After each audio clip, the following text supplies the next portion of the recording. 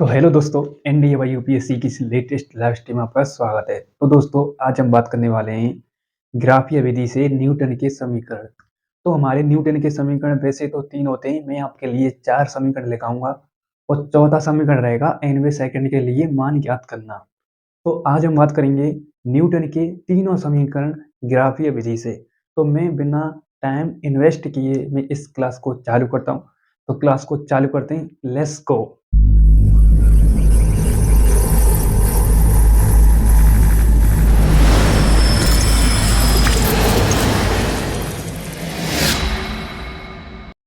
तो सबसे पहले आप हेडिंग डाल लें, न्यूटन के तीनों समीकरण ग्राफीय विधि से। अब मैं चालू करता हूँ उसके ग्राफ को, उसके डायग्राम को। उसके डायग्राम की हेल्प से हम समझेंगे न्यूटन के तीनों समीकरण किस प्रकार से व्युत्पन्न किए जाते हैं, किस प्रकार से डिराइव किए जाते हैं। वैसे आपको रटाए गए होंगे और रटाए नहीं गए होंगे, तो मैं आज आपके लिए आपके डर को दूर कर देता हूँ। तो देखो, मैं आपके लिए एक डायग्राम बना रहा हूँ और डायग्राम को ध्यानपूर्वक देखते जाइए।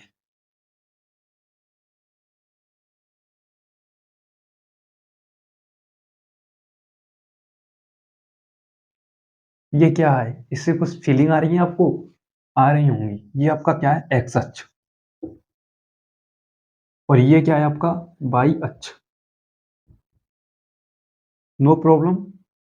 अब देखो, यहां से आगे समझने के लिए मैं आपके लिए कुछ थ्योरी के 2 पॉइंट बोलूंगा।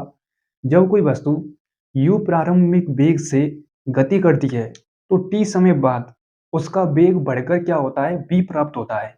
u होता है आपका इनिशियल वेग, बोले तो प्रारंभिक वेग, और v होता है आपका फाइनल वेग, बोले तो अंतिम वेग, जो कि t समय बाद बढ़कर वेग v प्राप्त होता है, फाइनल वेग v प्राप्त होता है। जब कोई वस्तु t समय बाद अपनी गति प्रारंभ में करेगी, तो उसकी उसकी स्पीड उससे पहले t बराबर 0 होगी। ये आपको इंपॉर्टेंट बात याद रखनी है। ये एज अ फैक्ट आपकी वैल्यू t बराबर 0 होगी, उससे पहले जब उसने गति नहीं प्रारंभ की होगी। ओके। और वस्तु u प्रारंभिक वेग से गति कर रही है। u प्रारंभिक वेग से क्या कर रही है? गति कर रही है। ओके। यहाँ तक कोई दिक्कत? यदि मैं इस वस्तु को u प्रारंभिक वेग से गति कराता हूँ, तो ग्राफ कुछ इस प्रकार से आता है। और इसमें हमारे ग्राफ में 2 ग्राफ बन जाते हैं। तो u प्रारंभिक वेग से गति करेगी, यहाँ तक कोई दिक्कत?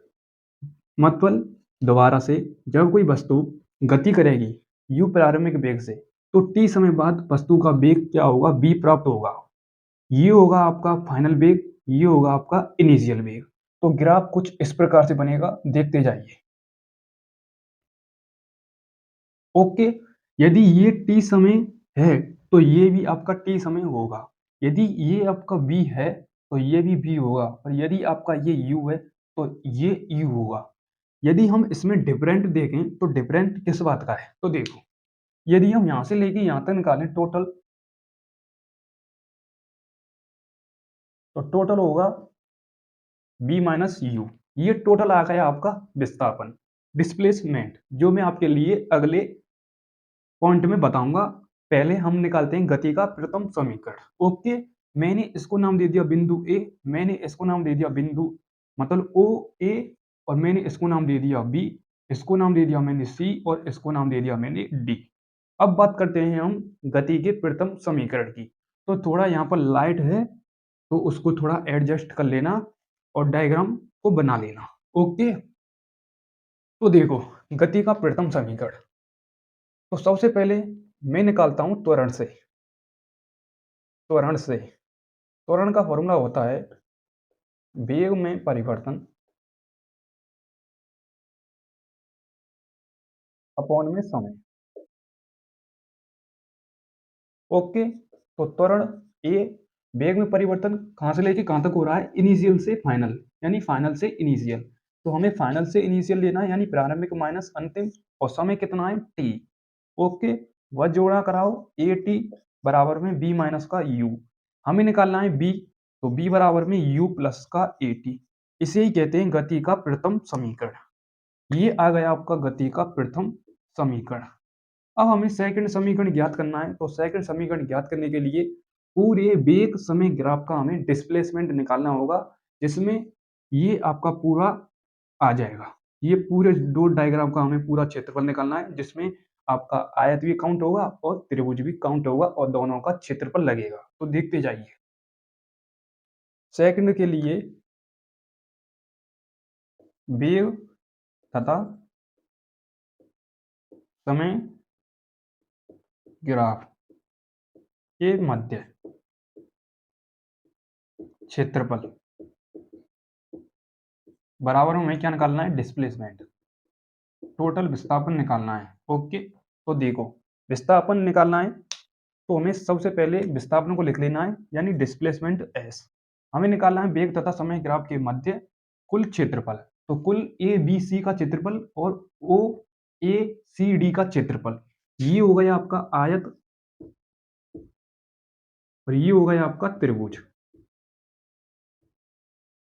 ठीक है, अब त्रिभुज का क्षेत्रफल लगाते हैं पहले, या पहले आयत का क्षेत्रफल लगाते हैं? चलो हम पहले आयत का क्षेत्रफल लगा लेते हैं। तो आयत का क्षेत्रफल कितना है? O A C D, O A C D plus त्रिभुज का क्षेत्रफल कितना है? A B C, A B C. Okay, तो डिस्प्लेसमेंट इक्वल में ओ ए बी सी क्या है? आयत है। आयत का क्षेत्रफल क्या होता है? लंबाई इंटू चौड़ाई। तो लंबाई इंटू चौड़ाई प्लस में ए बी सी क्या है? आपका त्रिभुज। त्रिभुज का क्षेत्रफल होता है हाफ आधार इंटू ऊंचाई। आधार कितना है? ए सी, और ऊंचाई कितनी है? B C. तो A C into B C. Okay, यहां तक कोई दिक्कत? अब देखो, लंबाई क्या है? लंबाई है ओ डी। ओ डी, चौड़ाई कितनी है? ओ ए, प्लस में 1/2। ए सी की वैल्यू कितनी दे रखी है? टी, यानी टाइम। उसके बाद इंटू में बी सी की वैल्यू कितनी दे रखी है? बी सी, यानी बी सी की वैल्यू दे रखी है आपकी ये बी माइनस का यू, बी माइनस का यू।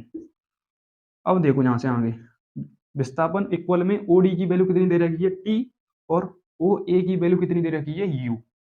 तो यू टी कर लेते हैं हम डायरेक्ट, प्लस में 1/2, और इसका गुणा हम इससे करा देते हैं। अब देखो यहां से आगे, ये क्या है आपका? बी माइनस का यू, यानी फाइनल माइनस का इनिशियल। अब देखो बी माइनस यू की वैल्यू, यहाँ देखो, यहाँ मिल जाए तो देखो, बी माइनस यू की वैल्यू कितनी है? 80। तो यहाँ पर हम 80 रख लेते हैं। जब हम 80 का गुणा टी से कराएंगे तो हाफ ए टी स्क्वायर आ जाएगा। हाफ ए टी स्क्वायर, इसे कहते हैं हम गति का सेकंड समीकरण। गति का सेकंड समीकरण। ओके, यहाँ तक क्लियर? एस बराबर में U T plus 1/2 A T square, या आप बोल सकते हैं एस बराबर में U T plus 1/2 A T square. मैं दोबारा से इसका एक बार रिवाज कराऊंगा, कोई दिक्कत लेने की जरूरत है नहीं है। अब देखो, अब हमें क्या ज्ञात करना है? समीकरण 3 ज्ञात करना है। तो समीकरण 3 ज्ञात करने के लिए हमें इसी में समीकरण 1 को सेट करना पड़ेगा। तो किस प्रकार से, देखते जाइए। तो समीकरण 2 से पहले मैं समीकरण 2 को एक बार लिख लेता हूँ। एस बराबर में U T plus 1/2 A T square. हमें यू की वैल्यू रखनी है इसमें से हमें यू की वैल्यू निकालनी है। तो मैं यू की वैल्यू यहाँ पर निकाल लेता हूँ।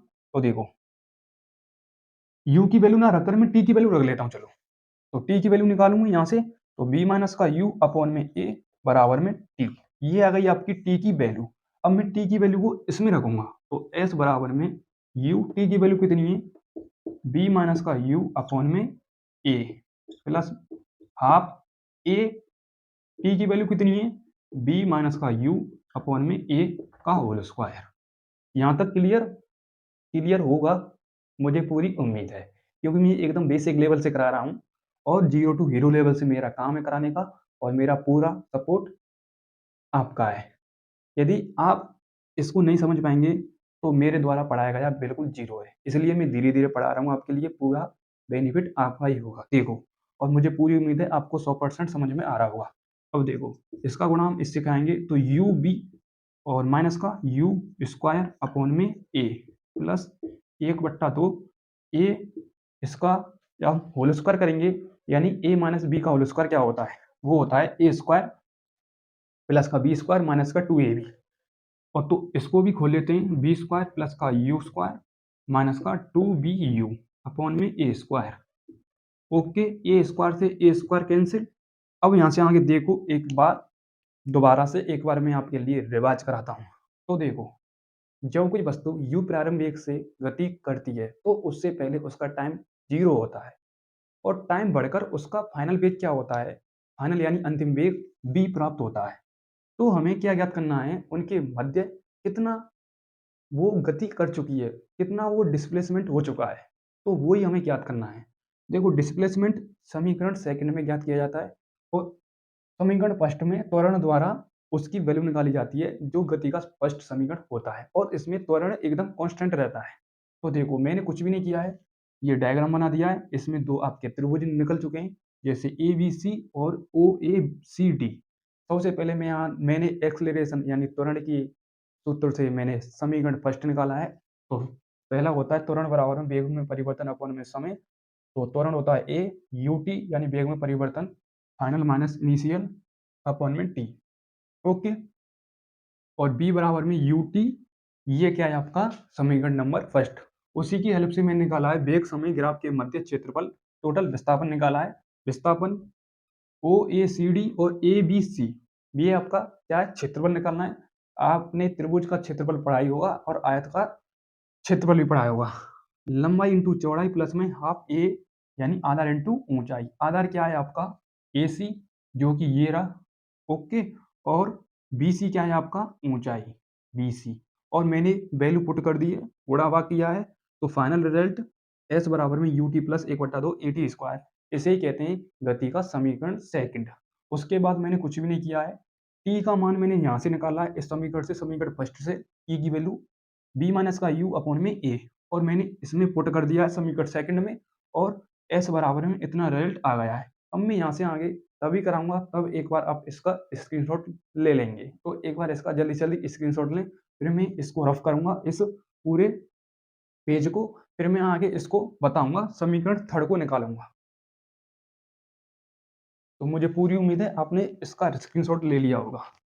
तो थोड़ा बोलने में प्रॉब्लम हो रही है, ठंडी का मौसम है, रात के 12 बजे आपको वीडियो मुझे बनानी पड़ रही है मोटिवेशन के साथ। तो मेरा पूरा सपोर्ट करें और थोड़ा लाइक फाइक भी कर दिया करें, ताकि मोटिवेशन और एनर्जी डबल हो जाए। तो वो तो आपके ऊपर है। अब देखो, हमें निकालना है गति का सेकंड समीकरण निकालना है, थर्ड समीकरण निकालना है। तो किस प्रकार से, देखो, एस बराबर में यू बी माइनस का यू स्क्वायर अपॉन में a plus half b square plus में यू स्क्वायर माइनस का टू बी यू, ये आपका बचा है टोटल, और इसमें अपॉन में ए भी बचा है। ओके, यदि मैं इसको ऐसे ना लिखकर ऐसे लिख दूं, कोई दिक्कत? नो दिक्कत। अब मैं इसका लासा ले लेता हूँ। तो लासा लेने के लिए आपको भिन्न आनी चाहिए, तो इसका लासा आ गया 2a। ओके, यदि इसका मतलब इसमें हम भाग देंगे ए का, तो ए से ये कैंसिल हो जाएगा। ओके, तो बचा आपका फाइनल 2। 2 का गुणा हम इससे कराएंगे तो 2u v माइनस का 2u स्क्वायर प्लस इससे ये कैंसिल, बी स्क्वायर प्लस का यू स्क्वायर माइनस का 2bu। 2bu से 2bu कैंसिल, और यू स्क्वायर प्लस का है और माइनस का 2 स्क्वायर माइनस का है, तो ये ज़्यादा है, तो ज़्यादा हमसे कम, तो माइनस का यू स्क्वायर आ जाएगा प्लस का बी स्क्वायर आ जाएगा। अपॉन में क्या है 2a, और इक्वल में क्या है s। तो 2as बराबर में माइनस का यू स्क्वायर प्लस में बी स्क्वायर। यदि मैं इसे ऐसे ना लिखकर ऐसे लिख दूं, बी स्क्वायर माइनस का यू स्क्वायर बराबर में 2as, इसे ही कहते हैं गति का थर्ड समीकरण। गति का थर्ड समीकरण। तो मुझे पता है आपका ये क्लियर हो चुका होगा, और यहाँ से आगे मैं दोबारा से एक बार इसका रिवाज करा देता हूँ। तो देखो, मैंने कुछ भी नहीं किया है, ऐसे ही मैंने ए से ए कैंसिल कर दिया है और इसका गुणा मैंने इससे करा दिया है, और मैंने ए और 2a का देखो लासा कैसे लिया है। देखो, यहाँ से आगे मैं इस कन्फ्यूजन को दूर करता हूँ। ये ले लिया मैंने, यहाँ एक बचा, यहाँ 2 बचा, यहाँ 2 बचा, 2 का गुणा ऐसे कराएंगे तो 2a लासा आएगा, सीधा सीधा सिंपल सी कहानी है। आप इतना ही जानते होंगे, मुझे पूरी उम्मीद है। और 2a में जब मैंने a का मल्टीप्लाई किया तो a से a कैंसिल हो गया, 2 बचा, 2 का गुणा मैंने इससे करा दिया, और ये 2a से 2a की कहानी खत्म, और बचा B square plus U square minus 2bu। 2ub से 2ub कैंसिल, बचा आपका ये, और ये मैंने इस प्रकार से बी स्क्वायर माइनस ए स्क्वायर बराबर में 2as गति का तीसरा समीकरण निकाल दिया है। अब मैं गति के चौथे समीकरण की ओर बात कर रहा था, तो वो एज ऑफ एक्ट आपको याद रखना होगा। तो गति का तीसरा समीकरण है एस एन बराबर में यू प्लस में ए अपॉन में टू एन माइनस का वन। इससे इतने न्यूमेरिकल बनते हैं, इससे इतने न्यूमेरिकल बनते हैं कि बहुत ज़्यादा। ओके, यदि आप ए की वैल्यू जानना चाहें तो ये होता है आपका गुरुत्वीय त्वरण, गुरुत्वीय त्वरण, या यहाँ आप जी भी लिख सकते हैं, कोई दिक्कत नहीं है। और यू होता है आपका इनिशियल वेग, एस होता है आपका डिस्प्लेसमेंट, और एन वा होता है एनवे सेकंड के लिए, एनवी सेकंड के लिए मान ज्ञात करना, जो न्यूमेरिकल में आपको वैल्यू बाई का तक मिलेगी।